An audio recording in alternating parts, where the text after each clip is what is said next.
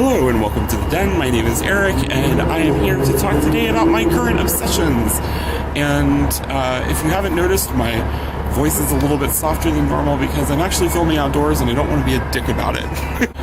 So I'm sitting outside at the National Portrait Gallery right now, and the reason why I'm doing that is because directly behind me, over my shoulder, is the library where I work. This is the Martin Luther King Jr. Memorial Library. It's the central library of the DC Public Library System. And I work on the top floor, the one that's the least lit at the moment. So my job there is really intense, and I spend a lot of time at work, more time than I should. And so I'm with you, Aaron. I'm with you on obsessing about work because I am definitely obsessing about my job.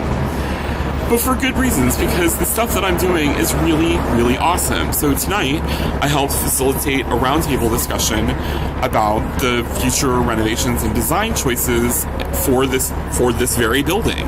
So we had like 60-some people come in, and I was facilitating discussions with all of those folks, and not all of them, but little clusters of them.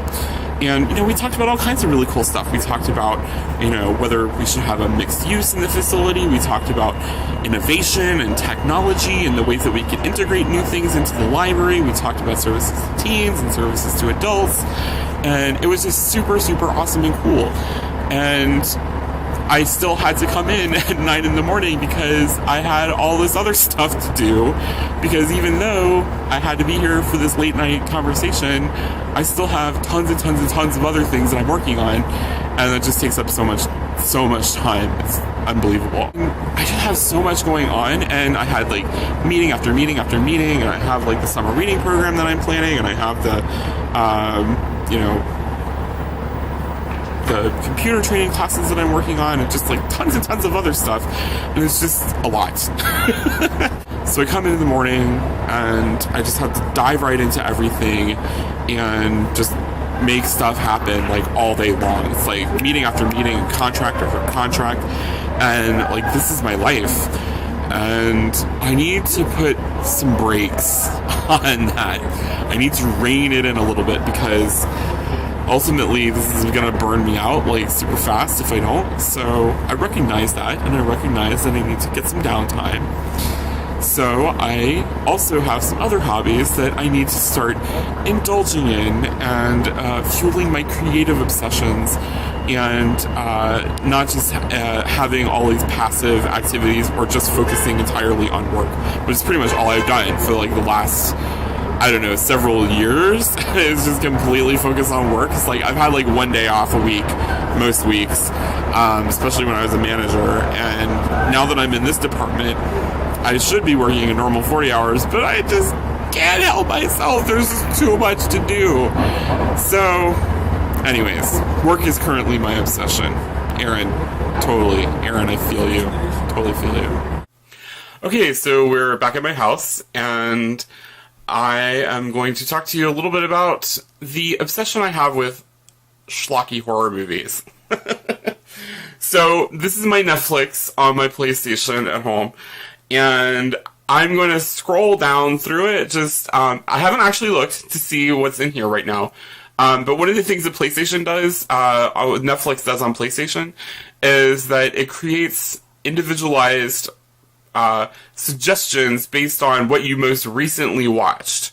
So let's take a look and see what it's suggesting based on what I most recently watched. The Dunwich Horror, starring Dean Stockwell and Sandra Dee.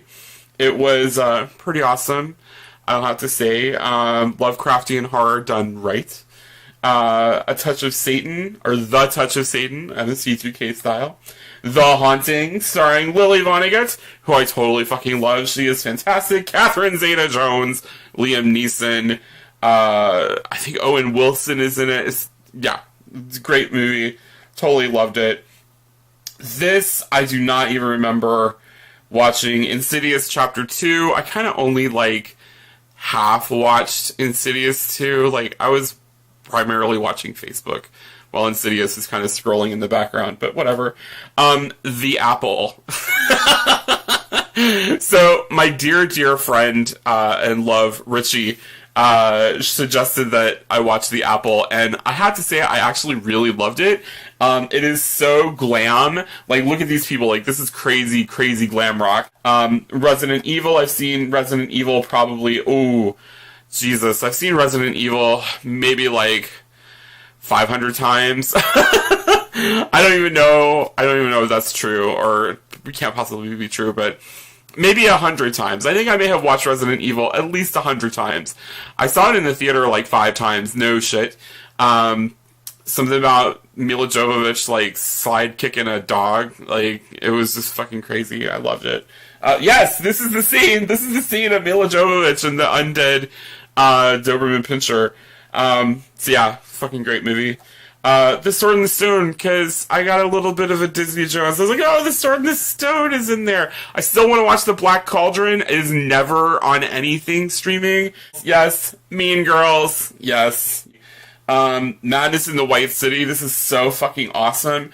This was a true story, documentary, History Channel style, of this guy who was a serial killer during the World's Fair in Chicago in the 19th century, 1893.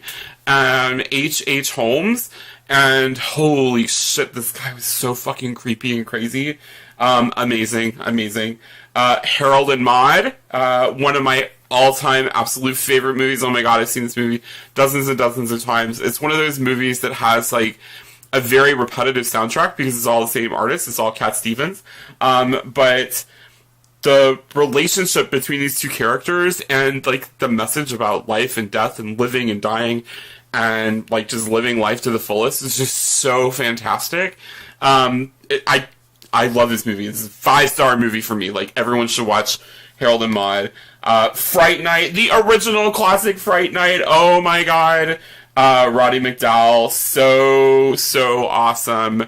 I'm not gonna get down on the David Tennant version of Fright Night. I love it equally well.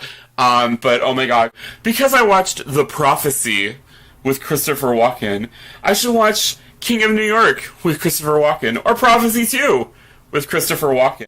Night of the Living Dead. This is the remake of Night of the Living Dead. I kind of like this and I kind of don't. The old Night of the Living Dead had a much bleaker ending. This one, Barbara, I don't want, I kind of like this one and I kind of don't. Like, in the first one, Barbara is, like, all, like, shell-shocked and traumatized the whole movie. This one, Barbara's got, like, a lot more personal agency and, like, you know, she gets out there and she's doing stuff, but geez, like, I don't know. I just felt wrong in some way. But I still like it, and Netflix thinks I'll totally love it, which I do. I do love it, but let's see. Because I watched Rosemary's Baby, I should probably watch The Haunting of Julia, or 6 Degrees of Helter Skelter, or The House on Haunted Hill, which I've already watched because it's Vincent Price, and he is the man. Because I watched Hellraiser 3, Hell on Earth, I should watch Curse of the Puppet Master, yes, and Howling 6, and House 2, and The Fly, and Howling 4, and Hellraiser Inferno, and The Devil's Carnival, and Children of the Corn 3, and Wishmaster 4, and 2, and 3, and all of that shit. Oh, and Nightmare on Elm Street 2, the gayest horror movie ever made. Absolutely love it. Freddy as, the beast inside that's trying to come out. And this has a really great scene in a leather bar, like, with this guy's gym coach. So, I mean, like, if you haven't watched this movie recently, like, you gotta go back and rewatch Nightmare on Elm Street 2. Tales from the Crypt Ritual. I actually have all of the Tales from the Crypt shows, and I was recently rewatching them all, and my husband was losing his fucking mind because the Crypt Keeper is so obnoxious. And you hear him every 40 minutes because the show is like 30 minutes to an hour or something, and the Crypt Keeper has to do his little thing. Alright, because I watched Creepshow 2, I prefer Creepshow 1 to Creepshow 2. Creepshow 2 is kind of terrible. Zodiac. Okay, so I occasionally will watch some stuff that's, like, true crime. I'm not, like, super big into true crime because I can deal with things that are fake and, like, you know, monsters and things that are under the bed. My bed is on the floor, but I can deal with things that are possibly lurking under the bed.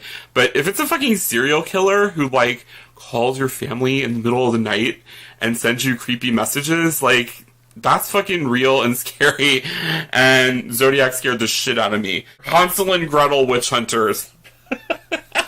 Yes, I did watch Hansel and Gretel Witch Hunters. I actually liked it. Yes, Jeremy Renner is fucking sexy. Oh my god. The Grudge. Okay, so I like the Japanese shit too. The Grudge series, Ju-on, I love that. And that is what is in my Netflix queue, people. So you know now a little bit more about me and about my obsession with shit horror movies. Yes, let's quit out of that. So that's my video for this week. I hope you enjoyed it, and if you liked it, please give me a thumbs up, because thumbs up are awesome. And if you have some comments or feedback about what I talked about, you know, if you like shitty horror movies, like, tell me about it down in the comments. I would love to know. Or if you're also a total workaholic like me, like, then, you know, tell me down in the comments. Tell me about yourself. Tell me about what you're completely obsessing with. And if you want to learn more about the Men of the Den, you want to see all the rest of these videos, go down and click on subscribe, or you can also go to any of our social media sites. You can go to Facebook, Tumblr, Twitter, Instagram, and follow us on any of those things. So find us, love us, give us love, because we are obsessed with you.